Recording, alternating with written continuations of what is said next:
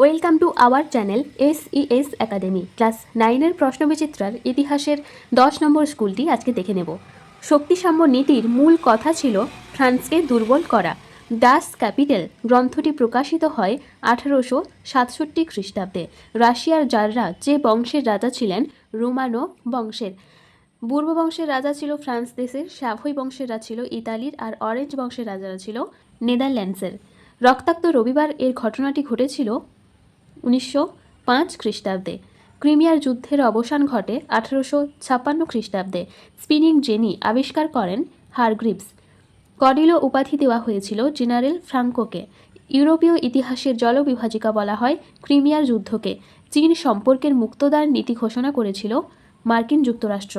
বিভাগ খ 2-এর দাগে লেনিনের এপ্রিল থিসিস প্রকাশিত হয় কোন পত্রিকায়? প্রাভদা পত্রিকায়। প্রাভদা পত্রিকাটি প্রকাশিত হয়েছিল 1912 খ্রিস্টাব্দে, আর এপ্রিল থিসিস ঘোষণা করেন 1917 খ্রিস্টাব্দে।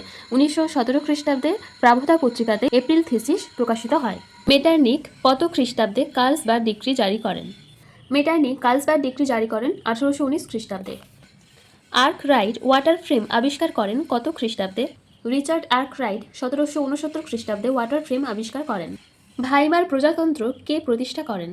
1919 খ্রিস্টাব্দে জার্মানির সোশ্যাল ডেমোক্রেটিক দলের নেতা ফ্রেডরিক এভার্ড রাজতন্ত্রের উচ্ছেদ ঘটিয়ে একটি প্রজাতান্ত্রিক সরকার প্রতিষ্ঠা করেন। জার্মানির পুরনো রাজধানী বার্লিনের বদলে ভাইমার শহরে এই প্রজাতন্ত্রের রাজধানী প্রতিষ্ঠিত হয় বলে একে ভাইমার প্রজাতন্ত্র বলা হয়। বিয়ের দাগে সত্য বা মিথ্যা নির্ণয় করো।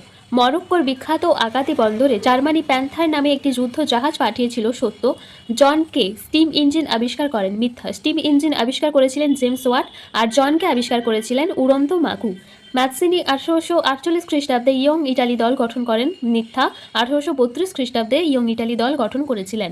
সিয়ের দাগে বিবৃতি 1 1921 খ্রিস্টাব্দে লেনিন নতুন অর্থনৈতিক নীতি অর্থাৎ এ নীতি ঘোষণা করেন, কারণ অর্থনৈতিক ও রাজনৈতিক বিপর্যয় থেকে দেশকে উদ্ধার করে দেশের অর্থনীতিকে শক্তিশালী করতে চেয়েছিলেন।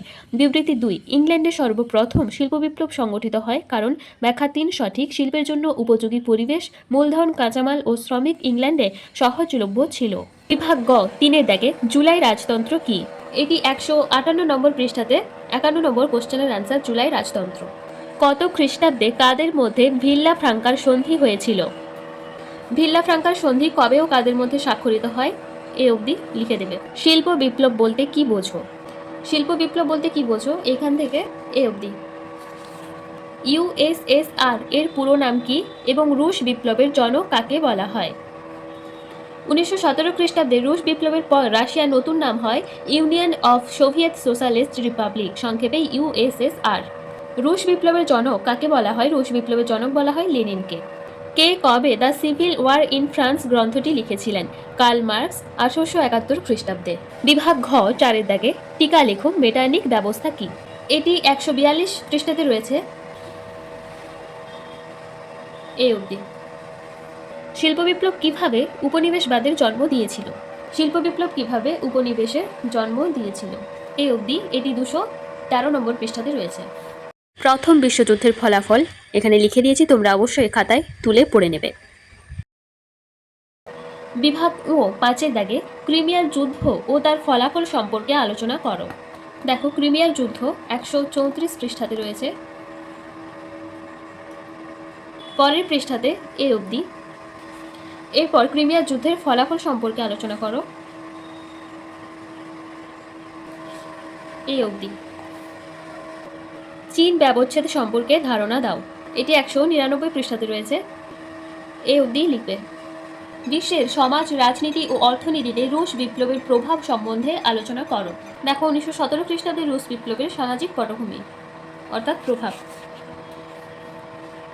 এই অবধি। তারপর অর্থনৈতিক পটভূমি,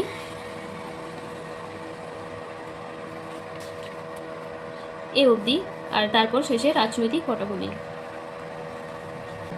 এ অবধি। চলো, ক্লাসটি এখানে শেষ করছি। ক্লাসটি ভালো লাগলে অবশ্যই লাইক, সাবস্ক্রাইব, কমেন্ট করো এবং বন্ধুদের সাথে শেয়ার করে দিও।